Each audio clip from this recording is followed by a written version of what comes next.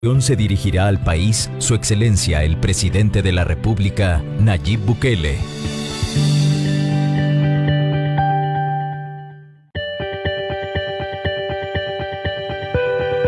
Transmite el Gobierno de El Salvador.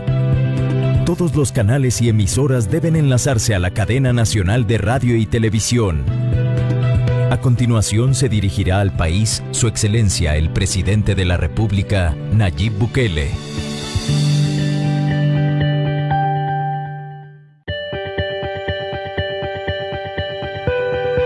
Transmite el Gobierno de El Salvador.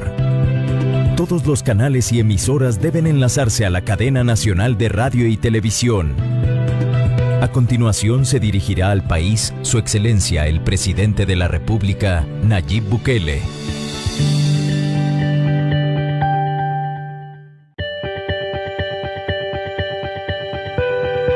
Transmite el Gobierno de El Salvador. Todos los canales y emisoras deben enlazarse a la cadena nacional de radio y televisión. A continuación se dirigirá al país Su Excelencia el Presidente de la República, Nayib Bukele.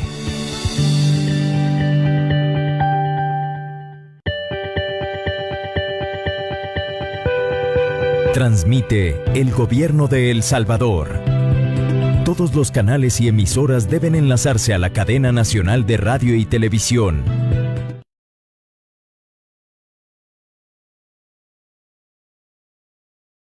Desde el Salón de Honor de Casa Presidencial, este es el mensaje a la nación del Presidente de la República, Nayib Bukele.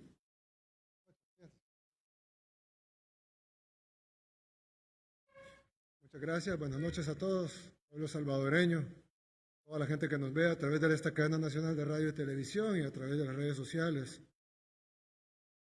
En primer lugar, quiero darles una actualización de las pruebas realizadas el día de hoy y sus resultados. Este día se procesaron, recuerden que estamos procesando 2 tandas diarias, así que antes se procesaban 100, pero hemos logrado dividir el trabajo de laboratorio para procesar aproximadamente 160 en 2 tandas de 80. Ya ayer en la noche se hizo un anuncio. Y en las tandas de hoy, en la primera tanda tenemos 2 casos positivos y en la segunda tenemos 4 casos positivos, es decir, un total de 6 casos nuevos de COVID-19. Eso sube a 19 el número de casos totales que tenemos en nuestro país, detectados. Evidentemente, como lo he dicho en todas las conferencias de prensa, desde antes de que tuviéramos un caso, es probable, muy probable, que hayan muchos casos que no se hayan simplemente detectado. Y ya que hubo 2 casos ya locales, es decir, contagios locales en Santa Ana, aunque estuvieron más o menos bajo un control posterior y se localizaron diversos nexos epidemiológicos, es muy probable que el virus esté recorriendo el país. Es decir, no podemos saber a ciencia cierta quién está contagiado y quién no. Tenemos de los contagiados, de los 6 casos, la buena noticia dentro de la mala es que los 6 son importados, ninguno es un contagio local. Todos fueron captados en los centros de contención, 2 fueron provenientes de Francia, 1 de Estados Unidos, 2 de Colombia y 1 de Brasil. Es decir, dentro de lo que cabe, no han salido de la esfera de los centros de contención. Y ya que se detuvieron desde que ingresaron al país, evidentemente no podemos saber si no ha habido un error en la fuga de algún contagio porque alguien en un guante se llevó un virus, etcétera, pero lo más probable es que no haya salido de ahí. Aparte de eso, tenemos 18 casos sospechosos que se están esperando los resultados de las pruebas. Estas pruebas no se podrán dar ahorita, pues no las vamos a tener a esta hora ni en el momento de la cadena, pero sí las vamos a tener mañana y se van a actualizar en una nueva plataforma que hemos lanzado para que ustedes tengan los datos, primero en tiempo real y no tengan que esperar a la conferencia de prensa o a la cadena nacional. Siempre hemos tratado de dar la cara cuando hay casos nuevos, Yo anuncié el primer caso, anuncié los segundos casos, estoy denunciando estos, cuando no he sido yo lo ha anunciado el Gabinete de Salud, pero creemos de que a medida esto vaya avanzando va a ser imposible estar anunciando los casos porque van a ser cada vez más por la simple progresión de la enfermedad. Por lo tanto, hemos habilitado una plataforma web para que todo el mundo pueda consultarlo en tiempo real. Y eso da varias ventajas. La primera es que es en tiempo real. La segunda es que tiene más información de la que normalmente se da en una conferencia de prensa por el simple hecho de que es difícil memorizarse 25 datos, pero en la plataforma están todos los datos que se pueden dar. Los que no están es lo que internacionalmente no se pueden dar, por obvias razones. No se pueden dar el nombre del paciente o su casa de residencia, como una gente ha pedido, eso no se puede hacer. Pero sí podemos decir de qué municipios son, de qué sexo son, cuánta gente está estable, crítica, grave, etcétera, dónde están los centros de contención, cuánta gente hay en los centros de contención, cuántas mujeres, cuántos hombres, de qué edades son los enfermos, etcétera. Así que la plataforma ya está disponible. Ya está disponible. La plataforma es covid19.gov.sv. Es covid19.gov.sv. Y ahí, pues, se puede ver básicamente toda la información. ¿La podemos poner en pantalla? ¿O no está para poner en pantalla? Bueno, ahí está.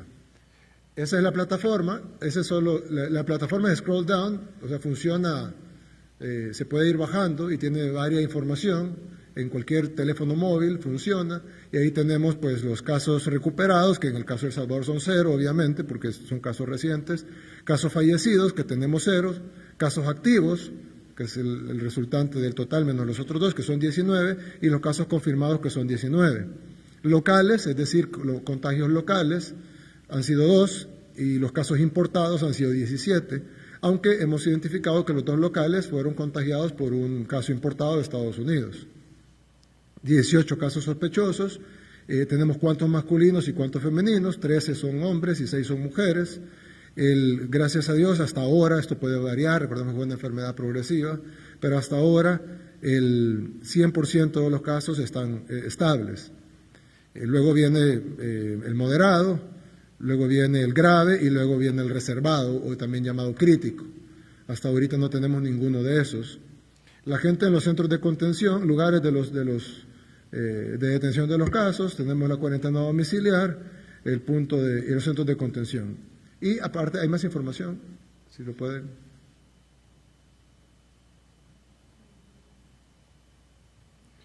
Bien, ahí eso en el celular lo pueden bajar más fácil, y ahí tienen los casos confirmados por departamento. En este caso únicamente está Santana, de hecho es el municipio de Santana, y abajo dice Departamento de Santana, Municipio de Santana, cantidad de casos 2. ¿Por qué solo Santana? Porque los otros 17 casos, si bien se pudieron haber encontrado en centros de contención de San Salvador, de otros departamentos, no son casos comunitarios, es decir, no son casos que estaban fuera de los centros de contención. Los únicos 2 casos que se encontraron fuera de los centros de contención son los 2 del municipio de Santana. Y si bien hubo otro también en el municipio de Metapán, ese no se cuenta como caso local porque el contagio, él cruzó por un punto ciego y el contagio es importado. Entonces no se cuenta como un caso de contagio local, aunque se detectó en la calle y es posible que haya contagiado a otras personas. La plataforma incluso tiene más datos, según los grupos etarios, tiene de 20 a 39 años son 9 casos, de 40 a 59 años son 3 casos, y de 60 a 79 años son 7 casos. No hay casos de menores de 19 años y no hay casos de mayores de 80 años todavía. Luego están los casos confirmados por día. El 18 de marzo confirmamos 1, que fue el primero, el 20 confirmamos 3, luego no tuvimos casos en los siguientes 2 días, en el 23 confirmamos 5, el 24 confirmamos, en total teníamos 5, o sea, confirmamos 2, lo que sumó 5, luego confirmamos 4, lo que sumó 9, luego llegamos a 13, el 25, ayer tuvimos 0 casos, y hoy que sumamos los 6 para llegar a un total de 19.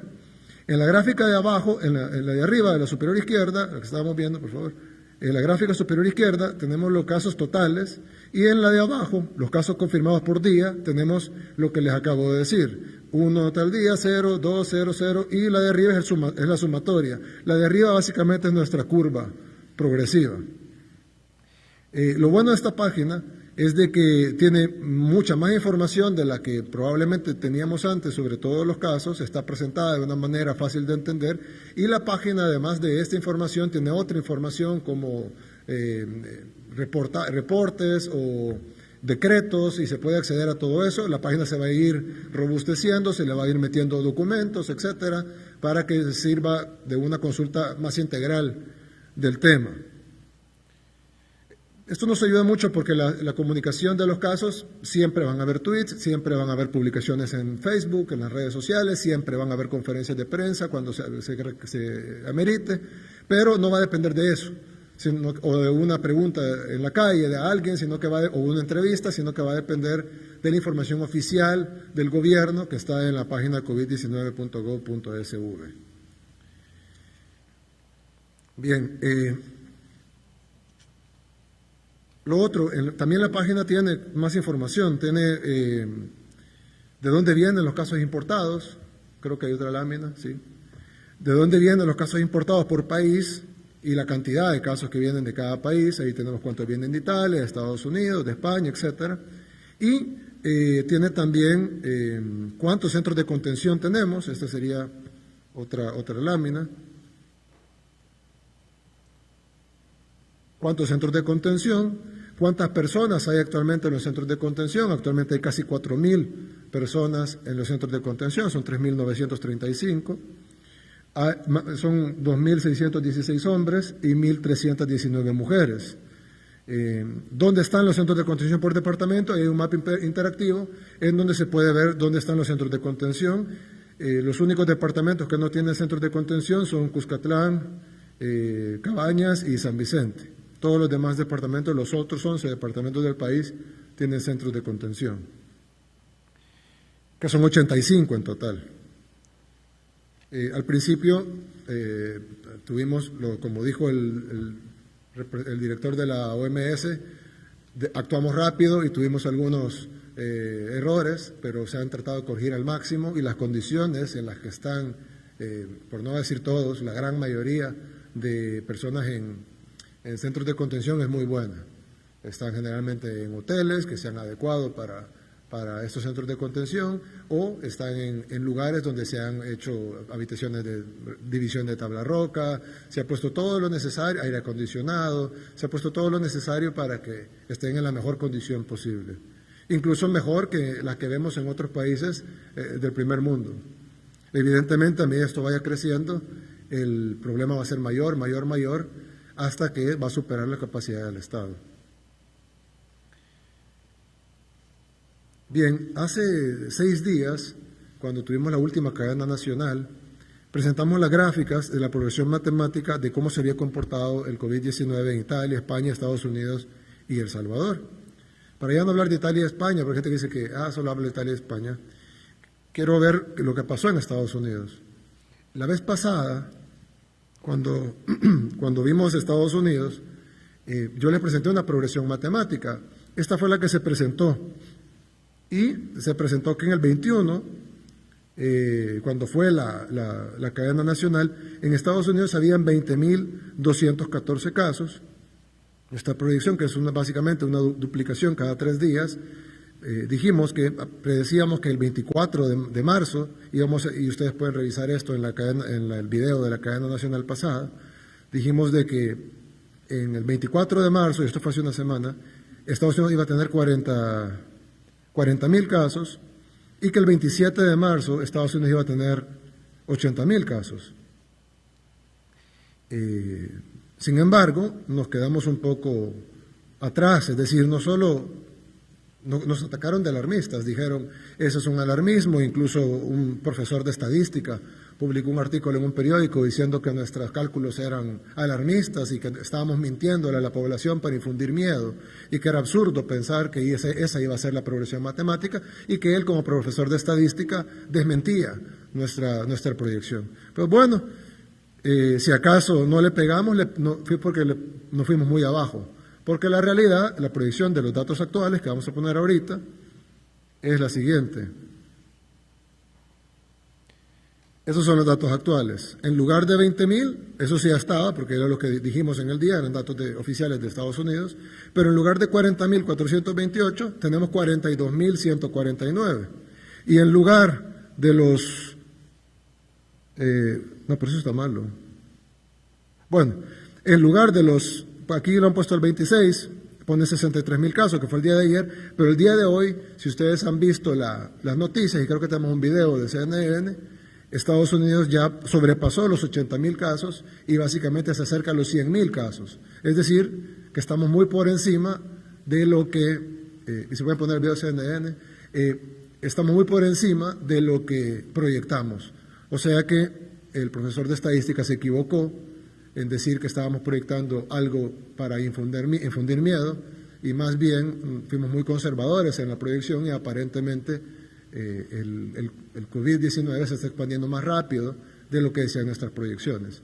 Si tenemos el video de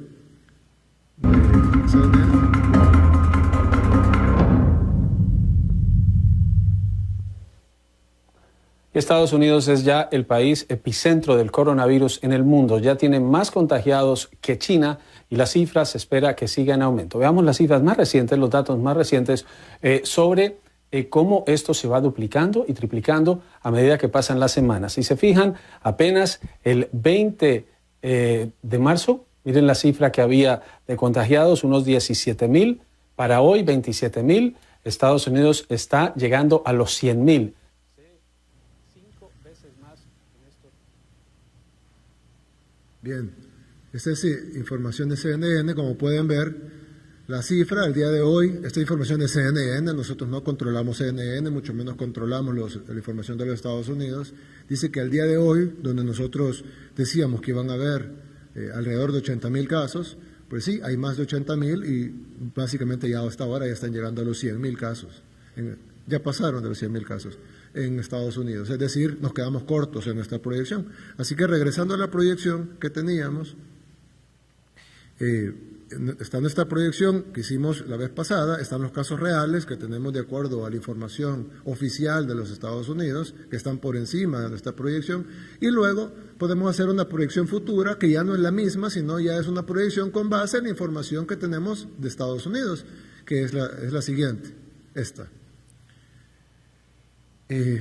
Por ende, nosotros estamos proyectando que para el día, bueno, ahí está el 27, 84.000, aunque ya dijeron que más de 100.000, para el día 30 tendrían 168.000 y para el día 14 de abril Estados Unidos estaría superando los 5 millones de casos. Solo con lo que tienen hoy, el gobernador de Nueva York dijo que necesitaban 30.000 ventiladores.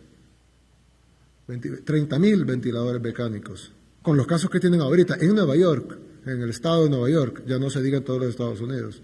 Imagínense lo que van a necesitar cuando tengan 5 millones de casos, y no estamos lejos, estamos a básicamente 17, 18 días de estar ahí. 18 días, un poquito más de 2 semanas.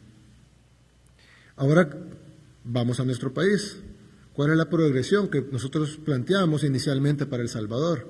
Nos dijimos, bueno, si en El Salvador tenemos tantos casos, pues así como los demás países tienen sus progresiones, El Salvador también. Y esta es la progresión que nosotros planteamos para El Salvador, en donde íbamos a tener 3, ya cuando anunciamos 3, que fue el día de la cadena donde anunciamos esos casos nuevos, luego 6, luego vamos a tener 24 para el día 30 de marzo, y así vamos a ir creciendo. Sin embargo, los datos actuales nos dan una diferencia considerable, incluso mayor que la de Estados Unidos, al alza, es decir, no fuimos alarmistas, más bien pecamos de conservadores.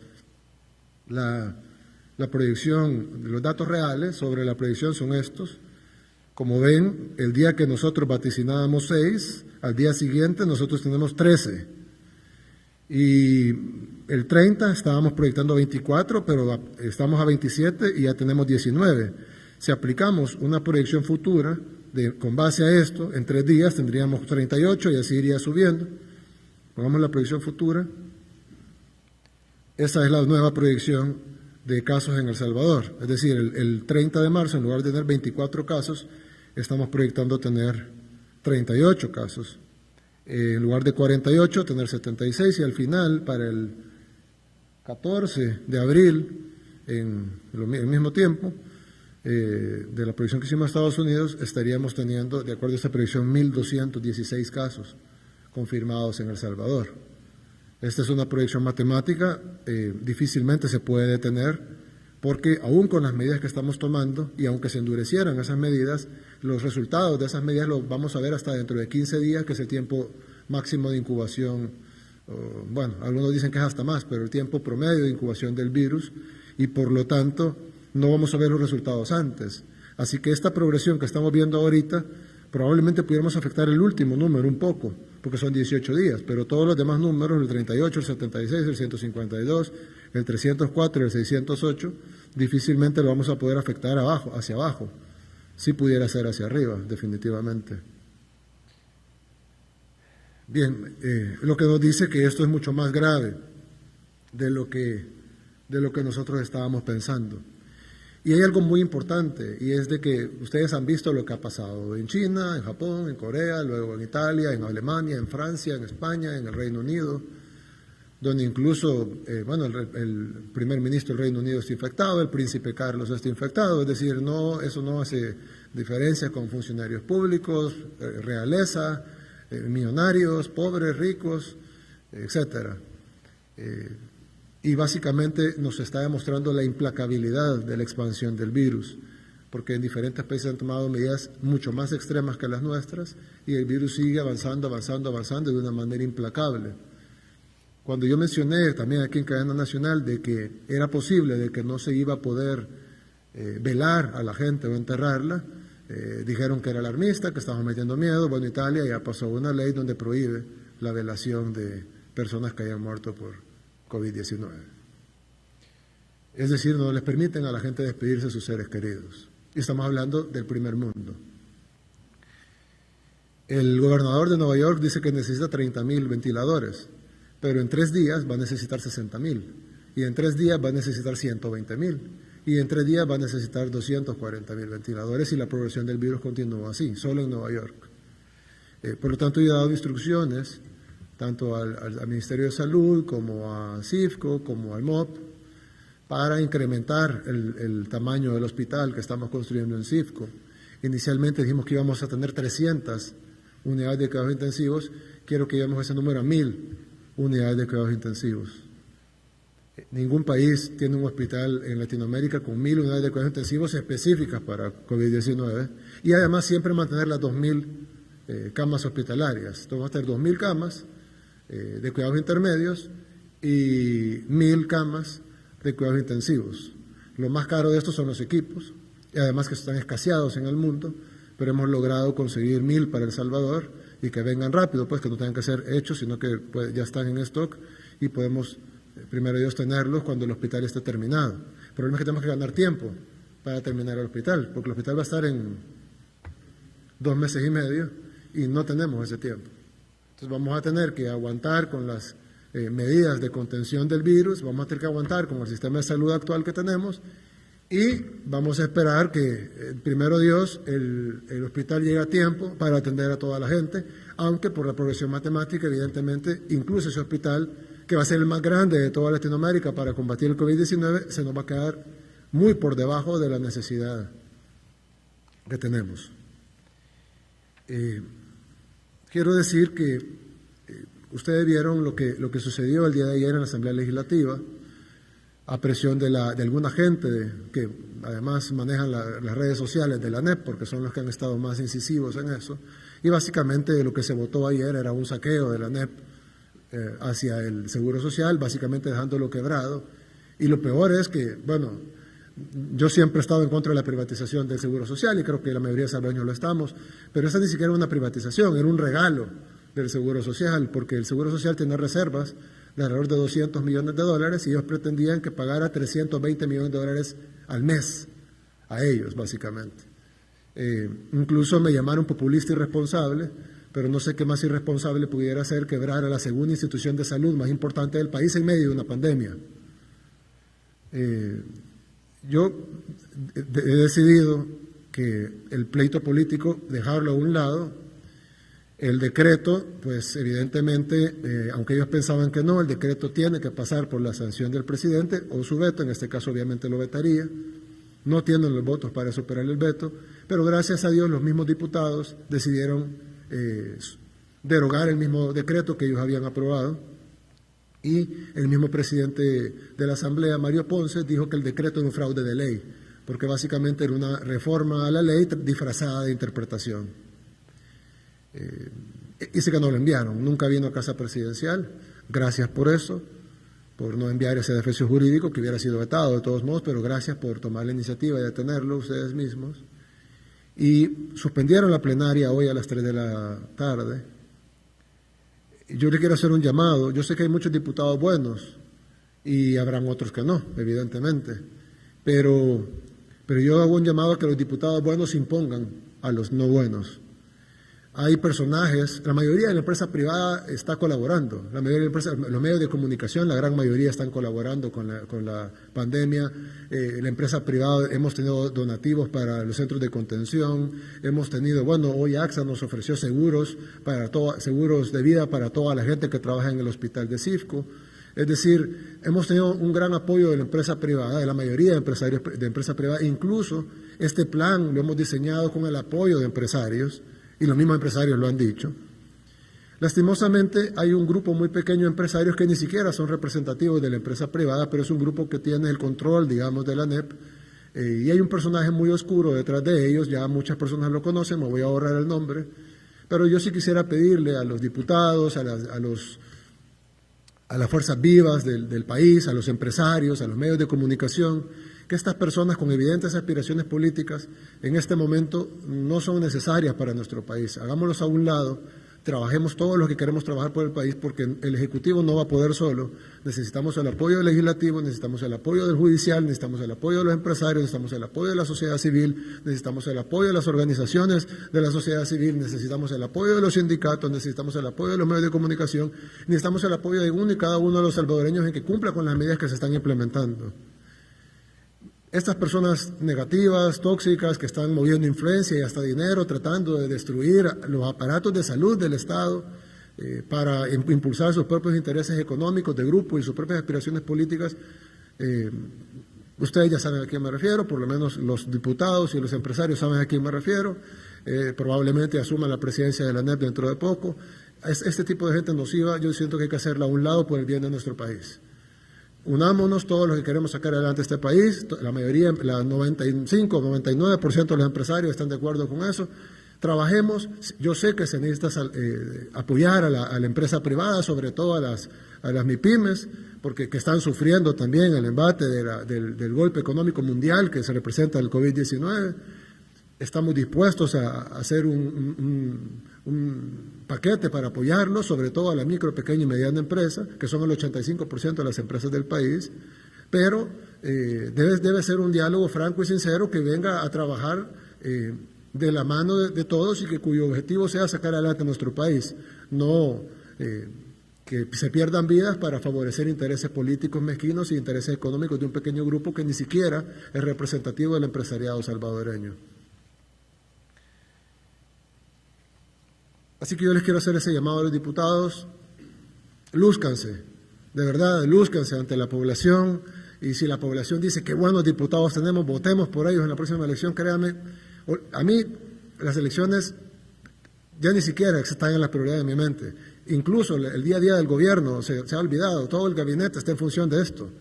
Es decir, desde que empieza el día hasta que termina, a la hora que termina, a veces no termina y ya empezó el siguiente. Y estamos en el COVID-19, estamos en contención, estamos en medicamentos. Yo he estado hablando en la madrugada con los distribuidores de hidroxicloroquina, que es un medicamento que ha probado ser efectivo. Por favor, no se lo vayan a automedicar. Es un medicamento muy peligroso, puede causar severos daños al cuerpo humano, severos daños al cuerpo humano. No es un profiláctico, no es que si me lo tomo no me va a dar COVID-19. Si alguien tiene acceso a ese medicamento, por favor no se lo vaya a tomar a menos que tenga una prescripción médica para utilizarlo. Tampoco es de confundir la cloroquina con la hidroxicloroquina. La cloroquina es un medicamento para la malaria. Y la hidroxicloroquina se ha probado en varios estudios clínicos en Francia y en Estados Unidos, que mezclado con acitromicina ha curado a varios pacientes de COVID-19 en 5 o 6 días. Se les da varias dosis, está ya regulado, básicamente todo el mundo está peleando por este medicamento que se está volviendo escaso. Sin embargo, yo creo, no puedo prometerlo, pero yo creo que El Salvador va a poder garantizar 2 millones de dosis. Esto serviría más o menos para 100,000 pacientes, 100,000 pacientes que necesiten esto, que quiere decir no a los que les da suave, sino a los que lo necesiten, ya que no es un medicamento que se puede usar a la ligera. Incluso ofrecimos mandar aviones a traerlo. Bueno, hay una cadena de producción complicada ahorita en el mundo, la mayoría de aeropuertos están cerrados, pero estamos cabildeando para conseguirlo.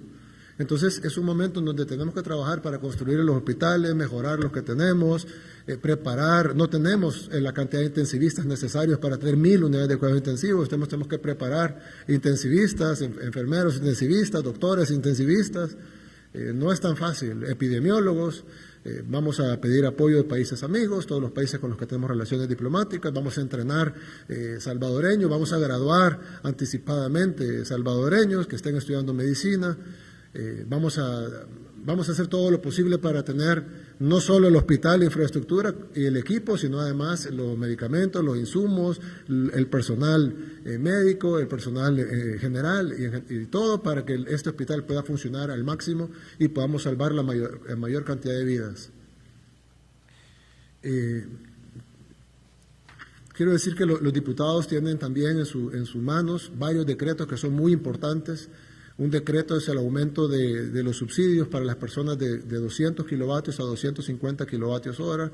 Eso va a beneficiar a una gran cantidad de familias más.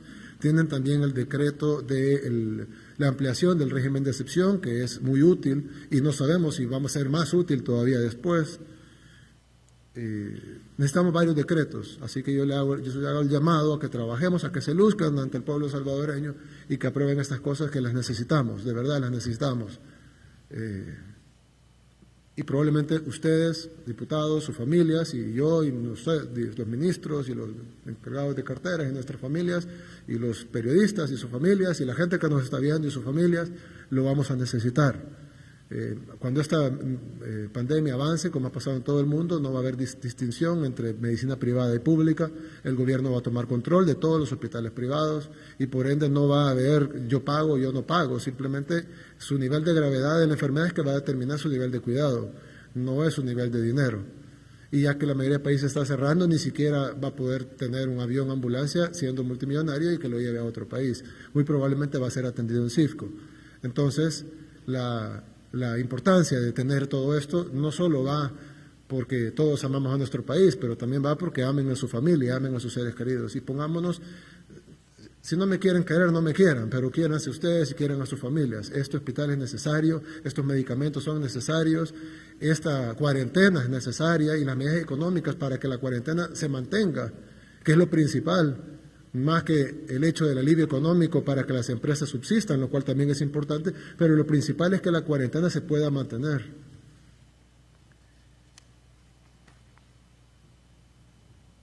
Bien, luego vamos a anunciar también el decreto 13, es la reforma al decreto 12. Hubo un decreto ejecutivo que es el que está en función, el cual permite algunas actividades, no permite otras, tiene algunas restricciones y tiene algunas excepciones. Pues vamos a reformar ese decreto para hacer más claras algunas cosas y para restringir algunas cosas más que no consideramos vitales en este momento. No lo voy a leer todo porque es muy largo, sin embargo lo vamos a subir a las redes sociales y lo vamos a dejar, también lo vamos a subir a la página del covid19.gov.sv y también se lo vamos a dar a todos los medios de comunicación para que lo puedan compartir. Sin embargo, voy a mencionar algunas cosas. El artículo 1 dice: el presente decreto tiene por objeto declarar el territorio nacional como zona sujeta a control sanitario y tomando como medidas sanitarias extraordinarias la restricción de permanecer en sus casas de habitación o de residencia de todas las personas que no sean las estrictamente señaladas en este decreto, con el objeto de prevenir el peligro de propagación de la pandemia COVID-19, para lo cual se dictan y desarrollan medidas de prevención y contención sanitarias. Luego, las personas que pueden circular en el periodo de cuarentena son las personas cuya necesidad sea producto farmacéutico, es decir, si tiene que ir a comprar a la farmacia, tratamientos médicos o otros que por emergencia deban acudir a un centro asistencial, o mercados o supermercados para abastecimiento de alimentos, bebidas, artículos de primera necesidad. Y en este caso, en los últimos casos, pues en el caso de los mercados y supermercados, solo se puede realizar una persona por familia 2 veces por semana. Las personas que se desplacen al lugar de trabajo, efectuar su prestación laboral o profesional o empresarial, solo en los casos permitidos por este decreto. Las personas cuyo objeto sea la asistencia y cuidado de niños y niñas, adultos mayores, personas con discapacidad o personas especialmente vulnerables por enfermedades crónicas, que deban desplazarse a un lugar de emergencia o atención médica periódica, inclusive si estas personas tuvieran que desplazarse a un centro hospitalario o clínica. Y bueno, hay varias ahí, ¿verdad? Los empleados del gobierno, salud, Fosalud, CONA, ISNA, bomberos, etcétera. Los miembros de los consejos municipales, los miembros de protección civil municipal, los miembros del cuerpo de agentes metropolitanos, que deberán colaborar con la Policía Nacional Civil y con el Ejército. Los empleados administrativos de dicho municipio, pero únicamente lo que sean estrictamente necesarios para el funcionamiento de las cosas vitales para la población, como por ejemplo los cementerios y los mercados municipales, el tren de aseo y los mercados municipales, estos últimos únicamente para la venta de alimentos, la venta de enseres de limpieza y de medicamentos, nada más. Y cuando hablamos de alimentos, hablamos de canasta básica, no hablamos de cócteles, sopas, no, estamos hablando de venta de comida para canasta básica. También los magistrados, jueces y empleados de los tribunales, pero únicamente los que conforme a la Constitución y a la Ley de Emergencia Nacional no pueden diferirse sus actividades constitucionales, y los empleados de la Corte de Suprema Justicia y el Instituto de Medicina Legal, pero al mínimo, únicamente el estricto mínimo necesario para cumplir con la pandemia. Los demás deben ser enviados a casa, con salario. Las personas que prestan servicio de distribución de alimentos y productos de primera necesidad. Bueno, hay otros del gobierno, los diputados y los empleados administrativos de la Asamblea Legislativa, únicamente los estrictamente necesarios para la pandemia. No pueden tener empleados que estén haciendo otras cosas que no tengan que ver con decretos o cosas que sean directamente relacionadas con la pandemia. Los demás deben ser empleados a casa, igual los del Tribunal Supremo Electoral, igual con el Ministerio Público, Fiscalía General de la República, es parte del Ministerio Público, la Procuraduría, etcétera. Las personas que laboran en vehículos de carga, de transporte de mercadería, distribución de mercaderías, que sean parte de la cadena de suministro alimentaria y primera necesidad de productos o cuya actividad sea la importación o exportación de mercadería. Los call centers, se está diciendo que los call centers pueden operar desde ahora en adelante, para aclararlo, o aquí queda mucho más claro en esta reforma al decreto 12, en el artículo 3, únicamente podrán funcionar los call centers de atención de medicamentos, alimentos a domicilio, por ejemplo, si quieren pedir una pizza o si quieren pedir, eso sí funcionan, servicios de electricidad, telecomunicaciones, servicios bancarios, financieros y servicios médicos. No pueden funcionar los call centers que estén brindando servicios a otros países, ni tampoco pueden funcionar los call centers que están dando servicios de otro tipo de cosas. Y además, en su funcionamiento tienen que guardar las reglas de distanciamiento, lavado de manos, colocación de alcohol gel visible, entrega de mascarillas, etc. Igual, también las personas los de las maquilas, por ejemplo, hay empresas que dicen, bueno, nosotros hacemos sábanas para los hospitales, y es cierto, pero hacen un 5% de sábanas para hospitales, el otro 95% son camisetas de Mickey Mouse. Entonces, el país ahorita no necesita camisetas de Mickey Mouse ni que exporten camisetas de Mickey Mouse. Sí necesitamos sábanas de hospitales, sí necesitamos gabachas, sí necesitamos ropa para trabajar para el equipo médico, entonces eso sí. Pero se va a verificar que únicamente estén trabajando en eso. No pueden estar haciendo camisetas de Mickey Mouse, ni Adidas, ni Nike, ni nada de exportación, ni nada para vender. Es únicamente para las cosas que se necesitan para la pandemia. Y el Ministerio de Trabajo va a supervisar que eso sea así y que se cumpla las nuevas disposiciones del decreto, so pena de caer en el cierre total de la empresa y el decomiso o multas que diga la ley. Hay un tema muy importante, es también los servicios alimenticios. Se va a permitir toda la producción de la cadena alimenticia de la A a la Z, pero se van a prohibir las que no son necesarias, como por ejemplo la producción de boquitas o de snacks. No necesitamos estar produciendo churros. Hay miles de personas haciendo churros, eso no tiene sentido, haciendo truck tricks. No necesitamos ese tipo de cosas. Hay un stock, ojalá dure, pero si hace falta eso no va a pasar nada. Lo que no puede hacer falta es la carne, el huevo, el arroz, el frijol, el maíz, es decir, la mayoría de las verduras, pero sí puede hacer falta boquitas o dulces o qué sé yo, ¿no? Entonces todas esas cosas sí deben de ser suspendidas, sobre todo cuando estamos teniendo trabajadores pegados uno con otro haciendo churros. Eso no tiene sentido, eso solo es para hacer dinero, y ahorita la parte de hacer dinero se va a poner a un lado para beneficiar a la salud y la vida de los salvadoreños. Bien, lo otro que quería decir es que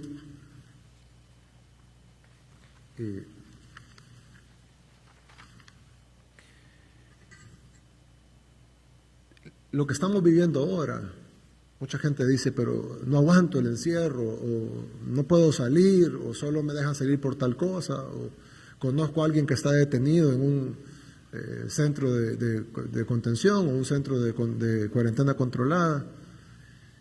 Y yo digo, bueno, sí los entiendo, yo sé que es duro.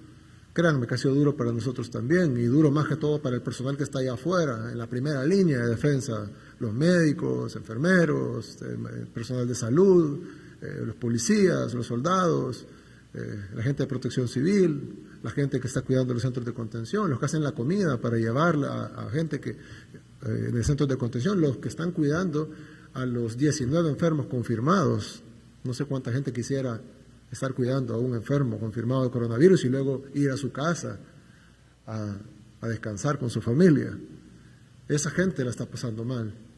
El resto de nosotros todavía estamos en una posición privilegiada, pero si usted siente que está en una posición difícil, yo lo que le quiero decir es que nos preparemos, porque en un par de semanas lo que ahorita consideramos malo va a ser el paraíso, a la par de lo que vamos a vivir dentro de 15 días.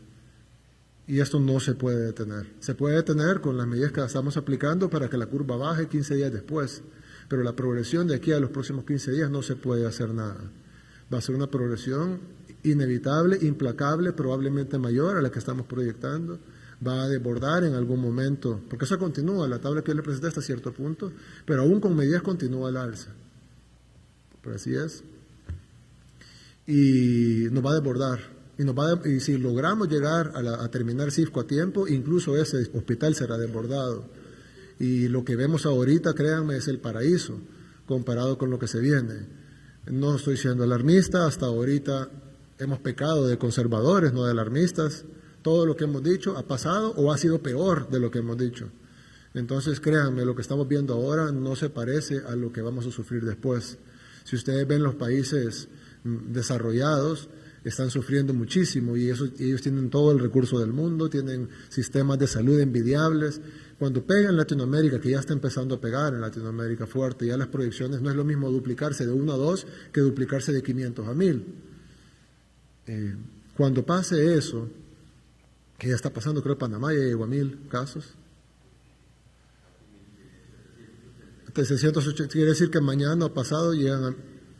¿Perdón? Ya tienen 14 fallecidos y 780 casos, y están a 2 días máximo de llegar a 1000 casos. Pero luego van a estar a 3 días de llegar a 2000, y luego a 3 días de llegar a 4000, y luego a 3 días de llegar a 8000, y no es culpa de Panamá, es simplemente la progresión matemática en la que todos estamos. A medida que pase eso, nos vamos a empezar a desbordar, ya las quejas ya no van a ser que no me gustó el almuerzo del centro de contención.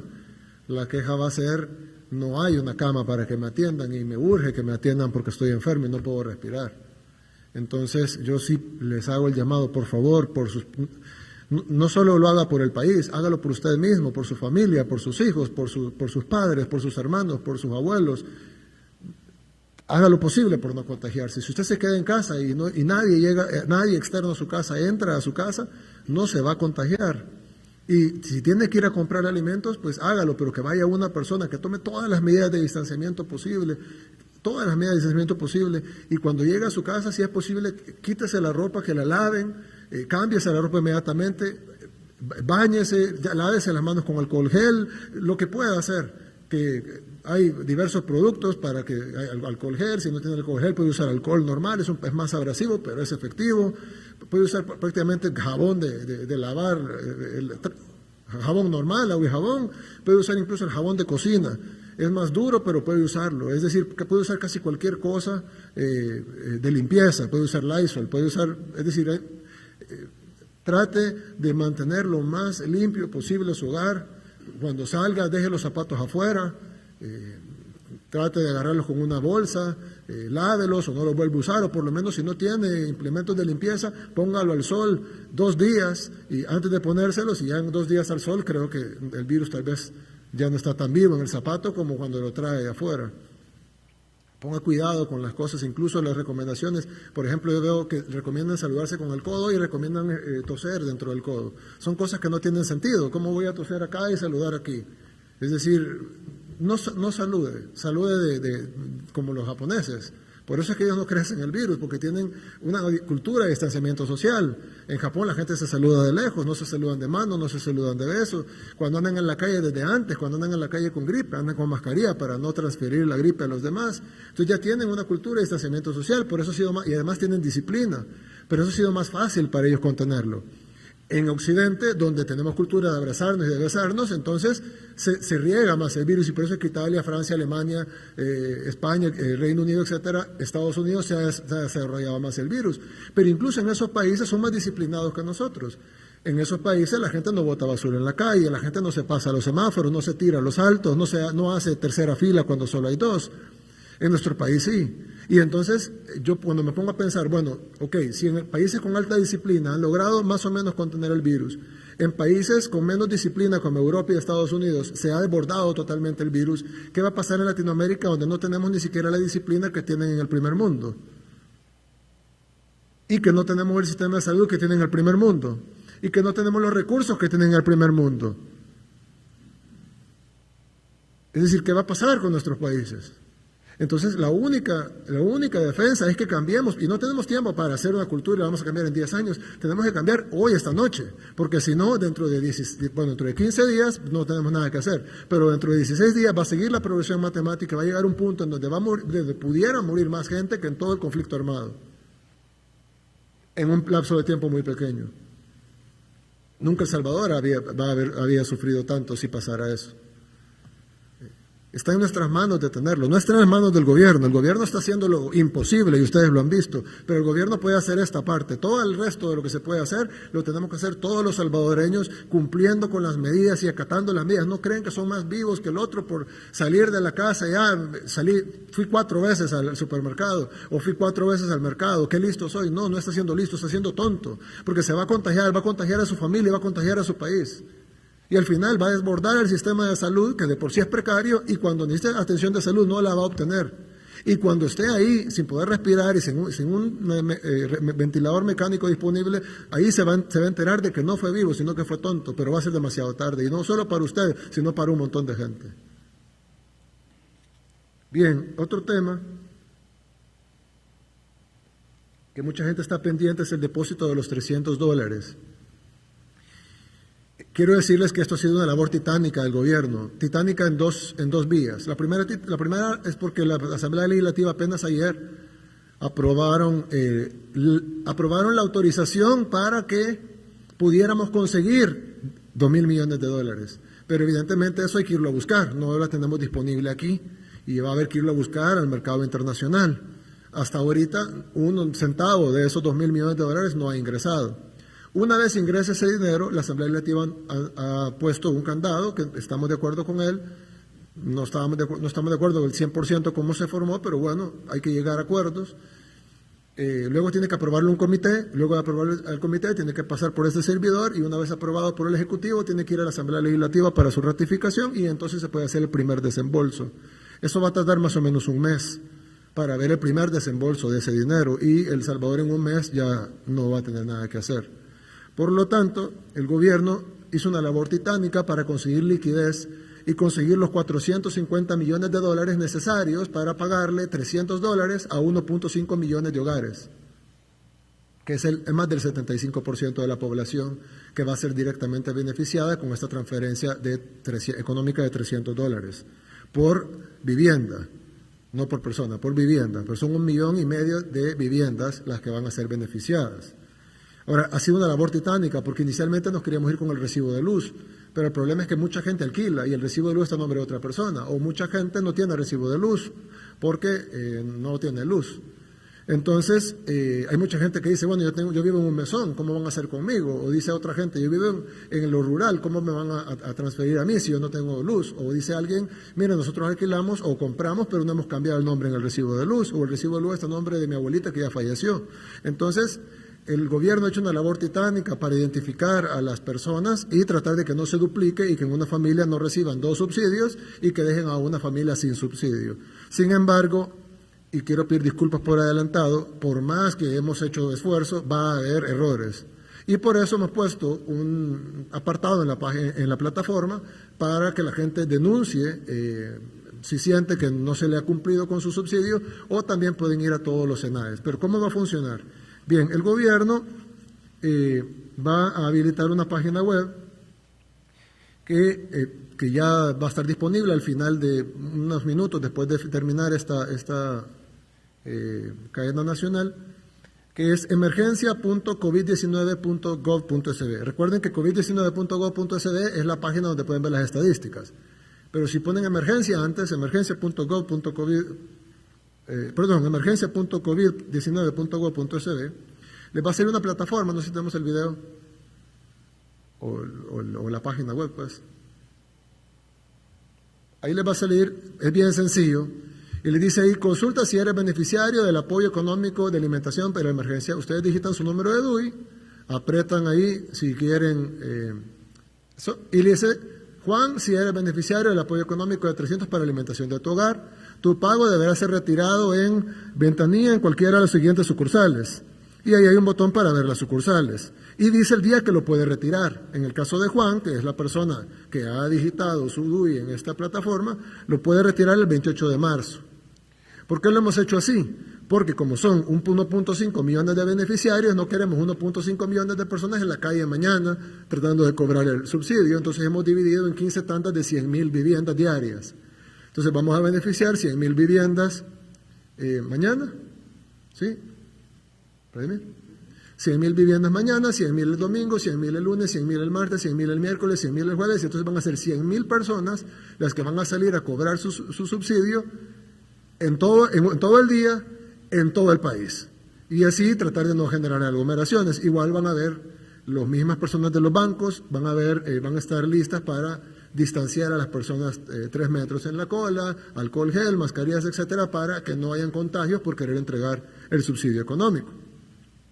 Entonces, ¿cómo va a funcionar? Si podemos volver a poner la plataforma. Entonces sale la página web, ahí, en este caso Juan sí es beneficiario directamente él con su DUI, pero van a haber casos en donde Juan o la persona que digite el DUI no va a ser beneficiario directo. ¿Por qué? Porque como es uno por vivienda, no uno por persona, su DUI no está registrado como el jefe del hogar, digamos. Y entonces, al presionar, va a escribir su DUI y al consultar le va a decir, este DUI no se encuentra en nuestros registros. Intenta ingresando el DUI de otra persona de tu hogar.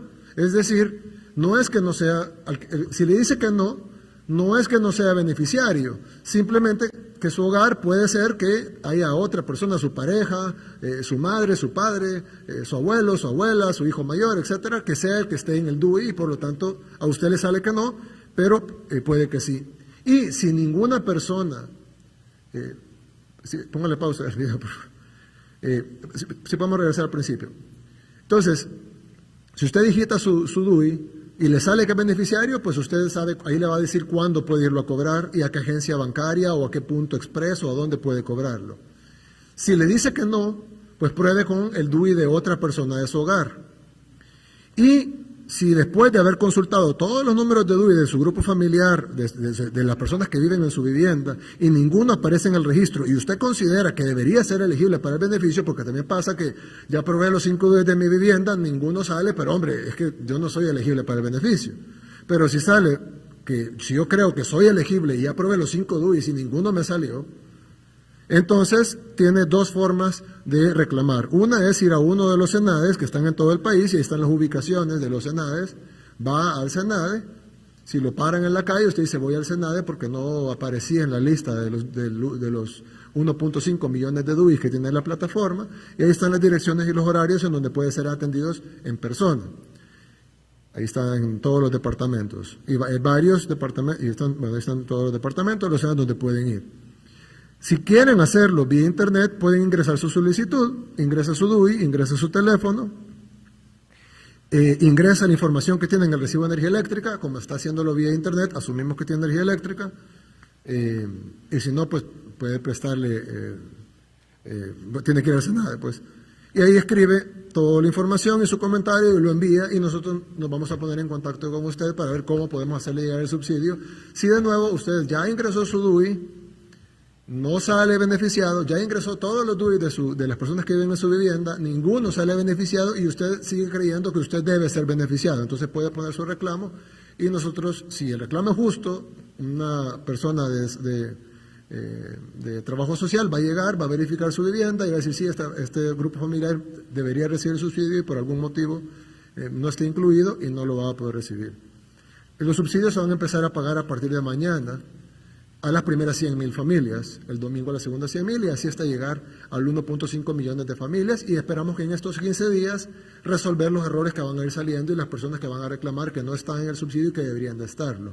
El objetivo del gobierno es llegar a todos, pero quiero que entiendan la labor titánica que ha sido para nosotros definir quiénes deberían recibir el subsidio y quién vive en cada vivienda, sin tener tiempo de hacer un censo nacional. Ha sido muy difícil nuestro equipo de innovación digital, con el Ministerio de Economía, con el Ministerio de Hacienda, con el Ministerio, con otro montón de ministerios que dan trabajo, salud, etcétera, que han dado la información de artistas, en el caso de cultura, han dado la información de pescadores, han dado la información de campesinos. Es decir, hemos tratado de llegar al número que dijimos, ¿no? 1.5 millones de hogares, pero no dudo que más de alguien se habrá quedado fuera de la lista, pero ahí está la forma de reclamar. Lo otro, la mayoría de las personas arriba del 80-85% no tienen cuenta bancaria, ni tarjeta de débito, ni nada, y entonces la entrega va a ser con su DUI. Es decir, usted tiene el DUI, el que sale registrado en la página como beneficiario. Esa persona va a las sucursales que se le digan ahí, que están cerca de su vivienda, probablemente si vive en un pueblo, pues enfrente del parque habrá un banco, entonces puede ir a ese banco, no tiene que tener cuenta en el banco, no tiene que tener tarjeta de crédito, no tiene que tener nada, simplemente tiene su DUI, no tiene que estar vigente, y entonces usted va con su DUI al banco o a las sucursales que se le indican ahí en la plataforma web, y ahí en el banco con su DUI ven su cara, su nombre, y ahí mismo le entregan sus $300 en efectivo. Ahí le entregan 15 billetes de 20. Pero el 20% que está bancarizado, el 15% más o menos que está bancarizado, es decir, que tiene cuenta de banco o tarjeta de débito o un sistema de pago a través de celular, en ese caso pues vamos a depositarle ahí. Entonces es más fácil. Entonces a mucha gente que escriba ahí su DUI le va a decir, sí, usted está beneficiado. ¿Tenemos ejemplo de eso? Eso no lo tenemos, ¿no? ¿Claro? Tenemos ejemplo del beneficiario con cuenta bancaria. Bien, ahí está. Entonces dice, en el caso de Pedro ingresó sus datos, ¿verdad? Ahí está, consulta, ¿verdad? Entonces viene, escribe su número de DUI, Pedro, y pone consultar y le dice, Pedro, si eres beneficiario del apoyo económico de 300 para alimentación de tu hogar, tu pago será por medio de la vivienda y será depositado en tu cuenta. Entonces, es decir, en ese caso él no tiene que ir al banco porque ya está en su cuenta, a menos que lo quiera cambiar en efectivo, pero como tiene cuenta puede ir a sacar un poquito, puede usar su tarjeta de débito, puede comprar con su tarjeta de débito, puede ir incluso a un cajero automático. Bueno, espero con eso haber aclarado las dudas sobre el subsidio económico que se empieza a pagar a partir de mañana y la información está disponible a partir de hoy al cierre de la cadena. Quiero darle la palabra a nuestro representante de la Organización Mundial de la Salud. Gracias, presidente. Buenas noches. Bueno, los números siguen creciendo sin vuelta atrás, lo que es preocupante en muchos de los países y de la región. Es más, crecen tan rápido que ya es prácticamente imposible llevar la cuenta de los datos. Se siguen aprendiendo lecciones de la emergencia. Hoy falleció un adolescente de 16 años en Francia. Luego, ninguna persona está exenta de tener problemas y sigue siendo un llamado. No es que por ser joven no vaya a tener problemas y creo que eso la gente tiene que saberlo. Se sigue aprendiendo también que la única manera es cortar la transmisión y creo que usted fue muy claro en el mensaje a toda la población. Cada uno tiene que cuidarse y la gran responsabilidad está en cada uno y en quedarse guardado si no tiene que salir. El otro punto está en la necesidad de la detección temprana de los casos y el aislamiento de los casos, que es lo que precisamente se está haciendo y que toca seguir trabajándolo. La identificación y la cuarentena de los contactos, eso ha sido fundamental en los países que han sido exitosos en el trabajo. Optimizar el trabajo, comunicar a la población, comunicar confianza y definitivamente el involucramiento de la comunidad. Creo que todos tienen que ser parte de esto. Esto es más que un tema individual, un tema de gobierno, es un tema de sociedad y de comunidad. Hay que seguir trabajando. Si paramos la transmisión, el número de fallecimientos será mucho menor. Aplanar la curva la va a alargar en tiempo y va a ser como en algunos países que tienen 48.000 casos y 300 fallecidos, o Japón que tiene 47, o Corea que tiene 147, o Singapur 2. O sea, todavía se pueden hacer las cosas y creo que está en manos de la población parar esa transmisión. Gracias. Sin embargo, todos los casos que mencionó fueron países asiáticos que tienen culturas distintas a las nuestras y generalmente son más disciplinados, incluso en Japón, que está prohibido por el gobierno, pero en Japón todavía hay población, sobre todo en el sector rural, donde si alguien comete un delito o una falta muy grave, esa persona se suicida, y hace harakiri, que se mete una espada y dice, me mato porque así salvo el honor de mi familia. Es una cultura totalmente diferente a la nuestra. Total. Y entonces hemos visto cómo en culturas más disciplinadas, por obvias razones, por evitar el contagio, han tenido mejores resultados en contener el crecimiento exponencial de la enfermedad, y a medida vamos hacia Occidente se va poniendo peor. Y cuando vengamos a Latinoamérica, donde prácticamente no seguimos ninguna instrucción, no seguimos las reglas, creemos que somos listos porque nos saltamos las reglas, si no cambiamos ya hoy la cultura, es decir, no hay tiempo para cambiarla, pues no es que vamos a educar a la gente, no, hay que cambiarla hoy ya por nuestra vida, porque si no, no vamos a poder parar la enfermedad. Y un último llamado quería hacer, utilizar la línea 132, las personas que tengan sintomatología tienen que consultar, no tienen que tener miedo, la enfermedad es manejable, pero lo más grave es quedarse con la enfermedad y seguirla transmitiendo. Entonces, ese llamado para que las personas consulten y se puedan atender rápidamente y ayuda a sus familiares. Gracias. Lo último es de que evidentemente solo mencioné las páginas y toda la gente se metió. Las páginas a veces, cuando ustedes saben, cuando se meten demasiadas personas, probablemente hay más de 1 millón de personas, más de 2 millones, 4 millones. Bueno, hay 4 millones de personas consultando las páginas ahorita, entonces evidentemente pues colapsa un sistema que estaba preparado para 2 millones, pero con las horas se va a ir liberando, pues a medida más noche, así como el tráfico, ¿no? Más noche va a estar más liberado, si se espera la madrugada pues va a ser mucho más rápido, y así, lamentablemente, como dijo el director de la OMS, hay que actuar rápido, y pues nosotros pudimos haber pulido esto y hacerle más ancho de banda para el lunes, pero yo sé que es importante que empecemos a dispensar estas ayudas económicas porque hay mucha gente que ya no tiene que comer, a diferencia de otros que han hecho colas innecesarias en los supermercados para comprar papel higiénico y han llenado sus casas de un montón de cosas que ninguna le va a servir, o la mayoría no le va a servir, y cada vez que anunciamos una cadena salen corriendo al supermercado a contagiarse probablemente en esas aglomeraciones, a hacer colas, a trabar el tráfico. Hay gente que no tiene que comer Y entonces necesitamos llevar esa ayuda económica a la gente que no tiene que comer y hacerle un llamado a la gente que está consumiendo más de lo que consume normalmente. El triple o 4 veces, o han ido 8 veces al supermercado esta semana, con 6 carretillas llenas. No hagamos esto, estamos dañando a nuestro país y al final de cuentas no lo hagan solo por solidarios, háganlo por ustedes mismos. Si colapsan el país, vamos a colapsar todos.